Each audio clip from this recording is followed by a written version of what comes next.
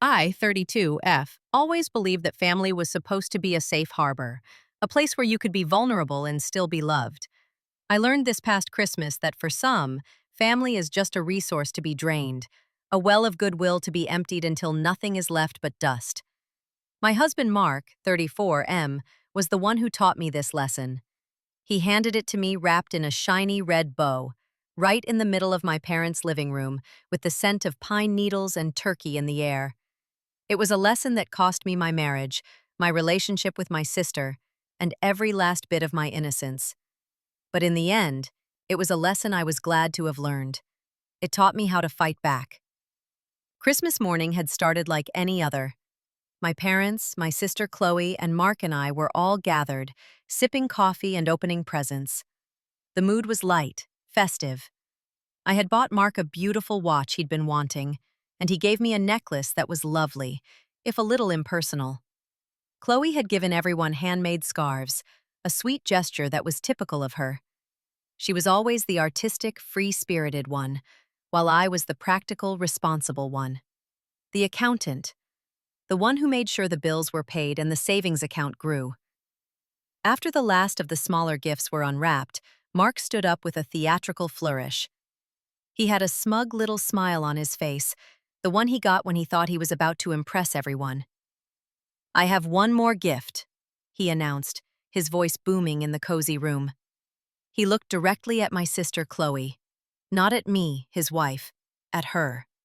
He walked over to the tree and picked up a small, elegant gift box. He knelt in front of Chloe, who was sitting cross-legged on the floor, and presented it to her like a knight offering a treasure to his queen. "This is for you, Chloe," he said, his voice soft and full of an emotion I couldn't quite place. Chloe's eyes widened. She took the box, her hands trembling slightly. "Mark, you didn't have to," she whispered. "Open it," he urged. She carefully untied the ribbon and lifted the lid. Inside, nestled on a bed of velvet, was a single car key with a big red bow tied to it. There was a collective gasp in the room. My father shifted uncomfortably. Chloe just stared at Mark, her eyes welling up with tears. And I felt like I had been slapped. The words echoed in my head, "You're the only one who appreciates me." It wasn't just a gift, it was a statement. A public declaration of my failure as a wife, delivered on Christmas morning in front of my entire family. Chloe threw her arms around him, sobbing with gratitude. "Oh, Mark! I can't believe it!" Thank you, thank you." My mother rushed over to hug them both. "Mark, you are the most generous man I have ever met." She needed a reliable car so badly. My father clapped him on the back. "Well done, son. That's a fine thing you did." No one looked at me. It was as if I had become invisible.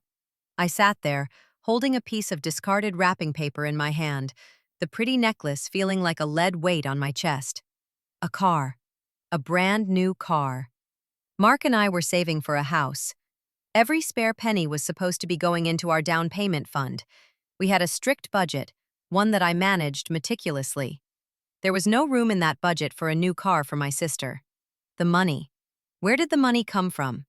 Mark's job as a freelance marketing consultant was feast or famine. Some months were great.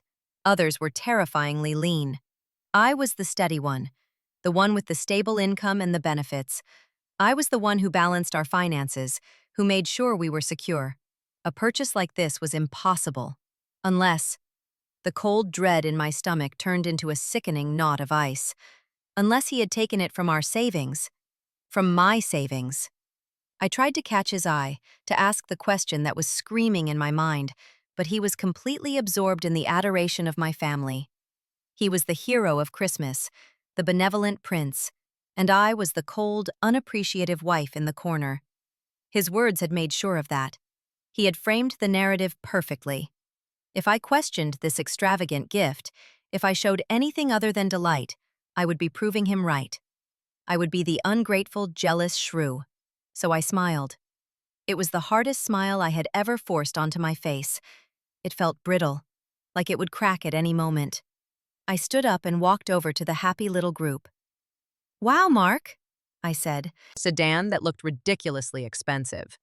Chloe sat in the driver's seat, running her hands over the steering wheel as if it were made of gold. Mark stood beside her, beaming with pride. My parents took pictures. I stood on the porch watching them, feeling like I was on the outside of a window, looking in at a family that was no longer mine. I went through the motions. I helped my mom with dinner. I complimented Chloe on her scarf. I laughed at my dad's jokes. But underneath it all, a storm was raging inside me. Every time I looked at Mark, I felt a fresh wave of betrayal. Every time he laughed, it felt like a personal insult. His words had been a deliberate, calculated strike, designed to hurt me and elevate himself. And it had worked perfectly. That night, as we drove home, the silence in our car was thick and heavy. I stared out the window, watching the Christmas lights of other houses blur past. They looked so warm and happy. I wondered if they were real, or if they were just a facade, hiding secrets and lies like we were. I waited until we were inside, the door closed behind us before I finally spoke. "We need to talk," I said, my voice low and steady. Mark sighed, tossing his keys on the counter. He already looked defensive. "Sarah, please don't ruin this." It was a beautiful day. "Ruin this?" I asked, my voice rising despite my efforts to control it. "You bought my sister a car, Mark. A brand new car, and you said what you said, in front of my entire family." "I said she appreciates me," he shot back. "And she does. Is that so wrong? Can't I do something nice for someone who actually values what I do?" There it was again, the accusation that I didn't value him. It was his favorite weapon. He used it whenever I questioned his spending, or his career choices, or his tendency to make grand promises he couldn't keep. He would twist it around until I was the one who was unsupportive, the one who was holding him back. "This isn't about appreciation, Mark, and you know it," I said, trying to keep my voice calm. "This is about money. Where did you get the money for a new car?" He shrugged, avoiding my eyes. "I had a good quarter. A big commission came through." Snapped. "Maybe I'm tired of living my life by your spreadsheets. Maybe I wanted to do something spontaneous and good for once, without having to get your permission." The word permission hung in the air between us. He was painting me as a controlling shrew, the ball and chain holding him back from his own generosity. It was a masterful piece of manipulation, and in the past it might have worked. I would have felt guilty, backed down and apologized for making him feel bad. But not this time. Not after that public humiliation. "I'm not asking for you to get my permission," I said, my voice dangerously quiet. "I'm asking where tens of thousands of dollars came from. Because if it was a commission, it belongs to us, to our future. Not just to you, to give away as you please." "It was my money," he yelled. "I earned it. I can do what I want with it. Our finances are shared, Mark." "That's what marriage is," I reminded him. "Well, maybe I'm tired of sharing everything with someone who doesn't even appreciate me," he roared, his face red. He was cornered and he was lashing out. That was it. That was the moment I knew. He was lying. There was no commission. The money had come from somewhere else, and I had a terrible sinking feeling that I knew exactly where. I didn't say another word. I just turned and walked into my home office, closing the door behind me. I could hear him pacing in the living room, muttering to himself. I ignored him. I sat down at my desk, my hands shaking so hard I could barely type. I opened my laptop and logged into our joint bank account. My heart pounded in my chest as the page loaded. I scrolled through the recent transactions, my eyes scanning for anything out of the ordinary. And then I saw it. It wasn't one large withdrawal. That would have been too obvious. It was a series of smaller ones.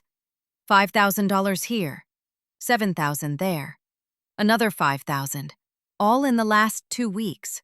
They were structured to fly under the radar, to look like business expenses or miscellaneous payments, but added up, they totaled just over $25,000, the approximate cost of a new sedan. I felt a wave of nausea wash over me. He had been slowly, systematically draining our joint account. The account thought we had talked about it once, years ago. I had told him the password in case of an emergency, in case something happened to me. It was a gesture of trust, a symbol of our partnership. The page loaded. I looked at the balance, and my world stopped. It was $10,000 lighter than it should have been. I scrolled down through the transaction history, my vision blurring with tears. And there it was, a single transaction dated 1 week ago, an online transfer of $10,000 from my personal savings account to our joint checking account. The reason given in the memo line was down payment savings. He hadn't just used our shared money, he had stolen from me. He had taken the money my grandparents had left me, money that was meant for my future, and he had used it to buy my sister a car and humiliate me in the process. I sat there for a long time, staring at the screen, the numbers burning into my brain. The betrayal was so absolute, so complete, that I couldn't even process it at first. It was like my mind refused to accept it. Mark, my husband. Chloe, my sister. They had conspired against me. This wasn't a spontaneous act of generosity. This was a premeditated attack. The anger came slowly, a low burn that started in my gut and spread through my entire body until I was trembling with it. It was a clean, pure rage. It burned away the hurt and the shock and the sadness, and it left behind something hard and sharp. Resolve. I was not going to cry. I was not going to scream. I was not going to let him see how much he had broken me. I was going to get my money back, and I was going to make sure that he and my sister understood the true cost of their little Christmas miracle. I took a deep breath, wiped the single tear that had escaped from my eye, and I started to make a plan. I took screenshots of everything: the withdrawals from the joint account, the transfer from my savings account. I saved them to a secure cloud drive and then I emailed them to myself as a backup. I logged out of the accounts and cleared my browser history. He would not know that I knew. Not yet. I needed more than just bank statements. His defense would be that it was a misunderstanding, that he intended to pay me back, that I was overreacting. He would twist it and turn it until he was the victim. I needed subtle hints about how much a new one would change her life. Had she been playing me, too? Playing the role of the struggling artist, the damsel in distress, while secretly plotting with my husband to steal from me? The thought made me sick. I needed to see their communication. I knew they texted a lot. Mark was on my family phone plan. It was another thing I paid for, another part of our lives that I managed. With a few clicks, I was logged into the phone company's website. I pulled up the detailed billing statement. It showed the date, time, and number for every call and text. The volume of communication between Mark and Chloe in the past month was staggering. Dozens of texts a day. Long phone calls in the evenings, when I was at my weekly yoga class, or in the middle of the day when he was supposed to be working from home. The records didn't show the content of the messages, just the fact that they were happening. But the pattern was damning. It was a secret life, happening right under my nose. This wasn't just about a car anymore. This was a deep, sustained betrayal that cut me to the core. I closed my laptop. My mind was clear. I knew what I had to do. I needed proof of the content of those messages, and I needed the paperwork from the car dealership. This was no longer a marital dispute. This was an investigation. I walked out of the office. Mark was on the couch, watching TV, pretending like nothing had happened. He looked up as I entered. "Feeling better?" he asked, his tone suggesting that I was the one with the problem, the one who had been irrational. "Much," I said, my voice smooth as glass. I walked over to the couch and sat down next to him, but not too close. "You're right. I overreacted. It was a wonderful gift, and I shouldn't have made it about money." He looked surprised, then relieved. A slow smile spread across his face. He had won. He had successfully gaslighted me into submission. "It's okay, honey," he said, reaching for my hand. "I know you worry about things. That's why I love you. You keep us grounded." I let him take my hand, my skin crawling at his touch. I had to play the part. I had to make him feel safe. I had to lull him into a Chloe was ecstatic. Oh my God, Sarah, really? You'd do that for me? That would be amazing. Of course, I said. Why don't you come over for dinner tonight? You can drive your new car. I'd love to see it again. You can give me your old phone and I'll wipe it for you and get it all set up. You're the best sister ever, she gushed. I try, I said, my voice dripping with an irony that was completely lost on her. That evening, Chloe arrived beaming. She couldn't stop talking about the car, how smooth it drove, how amazing the sound system was. Mark joined in, the two of them recounting the moment he gave her the key, laughing and smiling. It was like watching a play, a performance for my benefit. I smiled and nodded, playing the role of the happy, supportive family member. After dinner, as planned, Chloe handed me her old phone. Here you go. Thanks again, Sarah. This is so nice of you. No problem at all, I said. I'll just need your passcode to wipe it clean. She gave it to me without a second thought. The level of trust she had in me was almost laughable. While she and Mark were in the living room, watching a movie, I went into my office with her phone. I told them I needed to back up her data first. A lie they readily accepted. My hands trembled as I unlocked the device. I opened her messaging app. My heart was hammering against my ribs. I scrolled down to her conversation with Mark, and there it was. Weeks and weeks of messages. I started reading, and with every word, the knife in my back twisted a little deeper. It was all there. Chloe complaining about her money problems, Mark comforting her, her talking about how much she hated her old car, Mark promising he would figure something out. Then the messages took a darker turn. Chloe, Sarah will never agree. You know how she is with money. She keeps everything on such a tight leash.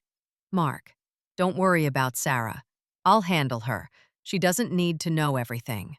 Mark, I'm moving some money around, setting up a little nest egg. She won't even notice. Chloe, are you sure? I don't want to cause a fight. Mark, it's not a fight if she doesn't know. This is my money too. I earned it. She acts like it's all feeding each other's resentments. Building a narrative where I was the villain, the cold, controlling monster who didn't appreciate her wonderful, generous husband. They had bonded over their shared animosity towards me. And then I found the smoking gun, the message that sealed their fate. Mark. I got the money. Had to pull from Sarah's old savings account. She told me the password once for emergencies. I guess this counts as one. Chloe. Her grandparents' money? Are you sure that's a good idea? Mark. She'll never know. And even if she does, what's she going to do? It'll be our word against hers. Don't worry. I've got your back. I took photos of every single incriminating message with my own phone. My hands were steady now. The rage had become a cold, hard certainty. I had them. I had everything I needed to burn their world to the ground. I meticulously went through the rest of her phone, but I had what I needed. I performed a factory reset, wiping the device completely clean. I walked back into the living room and handed the blank phone to Chloe. All set, I said with a bright smile. It's completely wiped. Ready for you to sell or recycle. Thanks, Sarah, she said, taking it from me. She had no idea she had just handed me the weapon I would use to destroy her. She and Mark left soon after. Mark gave me a kiss on the cheek, a gesture so full of hypocrisy it made my skin crawl. See? We can all get along, he whispered in my ear. Yes, we can, I whispered back. After they were gone, I went back to my office. I had the bank records. I had the text messages. Now I just needed the final piece, the paperwork from the dealership. This would be trickier. I couldn't just ask for it. I had to be clever. I looked up the dealership where I knew Chloe's car had come from. She had left the promotional license plate frame on. I found their number and waited until the next morning. I needed a plan. I couldn't call as myself. I couldn't call as Chloe. I needed a plausible reason to request sensitive financial documents. I decided to pose as an assistant. It was a long shot, but people in customer service roles were often overworked and prone to making mistakes if you sounded confident enough. I called the dealership's finance department. A man with a tired voice answered, a friendly exasperation into my voice. You know how artists are. She's completely disorganized.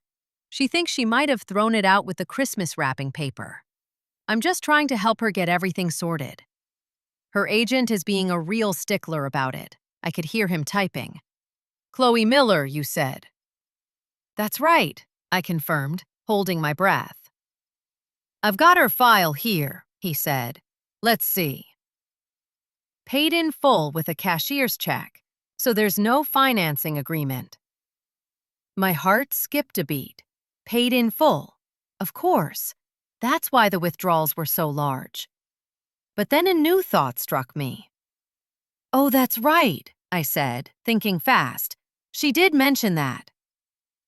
But she also said she filled out a loan application initially, before deciding to pay in cash.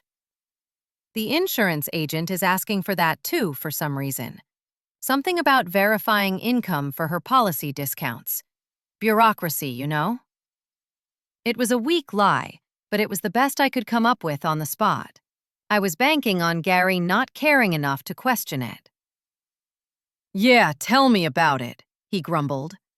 Okay, I see the application here. It was denied. Not enough income. My blood ran cold. Not enough income. Of course. Mark didn't have enough income to qualify for a car loan. Right, I said, keeping my voice steady. Could you just send me a PDF of both the bill of sale and that denied application? It would be a huge help. What's the email address? He asked. I gave him a generic email address I had created just for this purpose. He promised to send it over within the hour. I thanked him profusely and hung up, my heart pounding. Less than 30 minutes later, an email from Gary popped into my inbox. The subject line was, Vehicle Paperwork. Attached were 2 PDF files. I opened the bill of sale first. It confirmed the exact price, down to the penny. It matched the total of the withdrawals from our joint account and the transfer from my savings. It listed Mark as the co-signer on the purchase, even though it was a gift for Chloe. Then I opened the second file, the credit application, and that's when I saw it, the thing that spreading across my face. This was it. This was the key. The bank statements were a marital issue. The text messages were a personal betrayal. But this was leverage.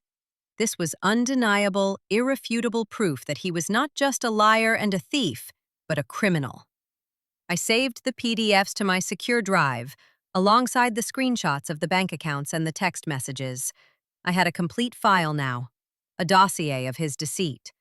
My plan had been to confront him, to demand my money back, to file for divorce. But the loan application changed the stakes. I wasn't just dealing with a cheating husband anymore. I was dealing with a man who was capable of committing a felony to get what he wanted. I called my friend Jessica, who was a lawyer. I didn't tell her everything over the phone. I just said I was having some serious marital problems and needed to understand my options. We agreed to meet for lunch the next day. Jessica was smart and no nonsense. We had been friends since college, and she was the one person I knew I could trust completely. We met at a small cafe, and I laid everything out for her. I showed her the printouts of the bank statements, the photos of the text messages, and the grand finale, the fraudulent loan application. She listened patiently, her expression growing more and more grim as I spoke. When I was finished, she leaned back in her chair and let out a long, low whistle. Sarah, she said, her voice serious. This is bad. I mean, it's good for you in a terrible way. You have him dead to rights. What do I do? I asked, my voice trembling slightly. Do I go to the police? Jessica tapped her finger on the loan application. You could. Bank fraud is no joke. He could be looking at serious jail time. But that gets messy. It becomes a public record. It could impact the divorce proceedings, the division of assets. It turns you into a victim in a criminal case, and you lose some control. So what's the alternative? I asked. A slow, predatory smile spread across her face. The alternative, she said, is that you use this. You don't go to the police, you go to him. You use this document as a hammer. You control the narrative. You dictate the term. Bank account in my name only. Change all my passwords. Move my direct deposit. I needed to separate myself from him financially before I made my move. Then, we planned the confrontation. Jessica was adamant that it shouldn't be a private affair. He'll deny it, she said. He'll gaslight you. He'll try to turn it around on you. You need witnesses. You need to do this in front of the people whose opinion he values. Your family. The thought of another family showdown made my stomach churn, but I knew she was right. His power came from the perception of others. My mother and father, who saw him as a generous son-in-law. Even his own parents, who adored him. He had built an image, and I needed to shatter it in front of everyone. I decided to call a family meeting. I would frame it as a discussion about our financial future, a chance to get everyone on the same page. I invited my parents, and I asked Mark to invite his. And of course, Chloe had to be there. I told Mark it was important for her to be part of the family's financial planning now that she was on her feet with her new car. He bought it completely. He thought it was a sign that I had finally come around. The days leading up to the meeting were the longest of my life. I lived in the same house as him, slept in the same bed. I smiled and made small talk, all the while knowing that I was about to detonate a bomb in the middle of our lives. It was the hardest acting I have ever done. I followed Jessica's advice to the letter.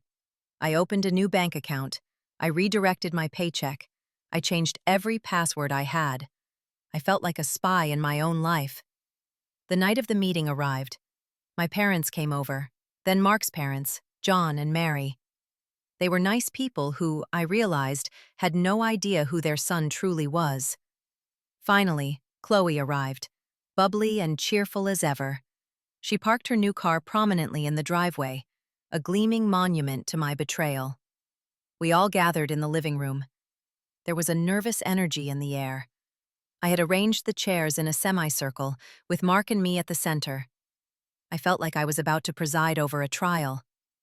I took a deep breath and began. "Thank you all for coming," I said, my voice surprisingly steady. "I know this is a bit unusual. Some discoveries.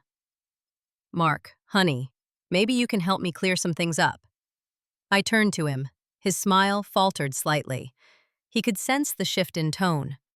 "What do you mean?" he asked. "Well," I said, pulling a folder out from beside my chair. "I was looking at our joint account, and I noticed a series of withdrawals over the past month, totaling about $25,000. I don't recognize them. Do you?" The color drained from his face. He looked around the room, at the expectant faces of our parents. "Those were business expenses," he stammered. "A new marketing campaign I was launching." "Really?" I asked, my voice full of false curiosity. "That's fascinating." "Because the total amount happens to be almost exactly the price of Chloe's new car. What a coincidence." The room went silent. Chloe shifted uncomfortably in her seat. My father frowned, looking from me to Mark. "Sarah, this is not the time or the place," Mark said through gritted teeth, his voice a low warning. "I think it's the perfect time and place," I replied calmly. "Our family is here. We should be transparent, so let's talk about the money. Not just the money from the joint account, Mark. Let's talk about the $10,000 that was transferred from my personal savings account, the account with the money my grandparents left me." My mother gasped. "Sarah, is that true?" I looked at Mark, my eyes boring into him. "Is it, Mark? Did you take $10,000 from my private savings without my permission?" He was trapped. He couldn't deny it. "I was going to pay you back," he blurted out. "It was a loan." I needed to cover the last bit for the car. I didn't want to bother you with the details. "Bother me?" I repeated, my voice dripping with disbelief. "You stole $10,000 from me and you didn't want to bother me? You call that a loan? I call it theft." Mark's mother, Mary, spoke up for the first time. "Mark, what is she talking about?" "You would never steal." "I didn't steal," he insisted, his voice cracking. It was a misunderstanding. Sarah is blowing this way out of proportion. She's just angry about the car. Oh, I'm angry about lit up with a picture of their conversation. Chloe let out a small sob and buried her face in her hands. My parents stared at her in horror. Chloe? My mother whispered. You knew about this? The room was in chaos. Mark was yelling that I had invaded his privacy. His parents were looking at him with dawning confusion and horror. My parents were looking at Chloe with profound disappointment. And then I delivered the final blow. But the theft, the lies, that's not even the worst part, I said, my voice cutting through the noise. The room fell silent again. I pulled a document from my folder, the fraudulent loan application. The worst part, I said, looking directly at Mark, is the crime. I held up the paper. This is a credit application Mark filled out at the car dealership. He tried to get a loan for the car before he decided to steal my money instead.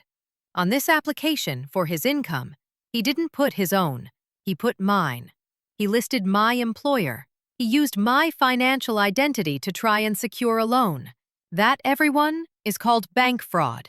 It's a felony. I let the words hang in the air. John, Mark's father, who was a retired banker, looked like he had been physically struck. He stared at the paper in my hand, then at his son, his face a mask of disbelief and shame. Mark, he said, his voice a choked whisper, tell me this isn't true. Mark was completely broken. He stared at the floor, unable to meet anyone's eyes. There was no lie big enough to get him out of this, no manipulation that could twist this reality. I had him. I had him completely. I stood up. I was in complete control. So here's what's going to happen, I said, my voice clear and strong. First, the car. Chloe, you will be returning that car to the dealership tomorrow. If they won't take it back, you will sell it, and every single penny will be returned to me. Understood? Chloe nodded miserably, not looking up. Second, I continued, turning to Mark, you will pay back the $25,000 you took from our joint account, and you will pay back the $10,000 you stole from my savings. I want it all. I have already spoken to a lawyer. We will draw up a legal agreement. I paused, letting the weight your feet if you refuse to pay. If you make this divorce difficult in any way, I will walk into a police station with this document and I will file a report, and you will face the consequences of your actions. The choice is yours. A quiet divorce or a felony conviction. What will it be? The silence in the room was absolute. Everyone was staring at Mark, waiting for his answer. He looked around at the faces of his parents, their expressions a mixture of shame and fury. He looked at my parents, who were looking at him with pure contempt. He looked at Chloe, who was crying silently. He had no allies left. His entire world, the world he had built on lies and manipulation, had just crumbled around him. He finally looked at me, his eyes full of a pathetic combination of hatred and defeat. A divorce, he choked out, quietly. Good choice, I said. I turned to his parents. John, Mary, I am so sorry you had to find out about your son this way. Mary just shook her head, tears in her eyes. John stood up. He walked over to Mark, his face grim. You have disgraced our family name, he said, his voice shaking with rage. You will do exactly what she says. You will pay her back, if I have to sell my own car to do it, and you are no longer welcome in my house. He turned and walked out the door, his wife following him without a backward glance at their son. My parents were next. My father walked over to Chloe and simply said, "We will talk about this later." The disappointment in his voice was worse than any yelling could have been. My mother wouldn't even look at her. They both came to me, hugged me tightly, and told me they were proud of me before they left. And then it was just the three of us. The three people whose lives had been intertwined in this toxic mess. Me, my husband, and my sister. Chloe was the first to speak. "Sarah, I am so sorry," she sobbed.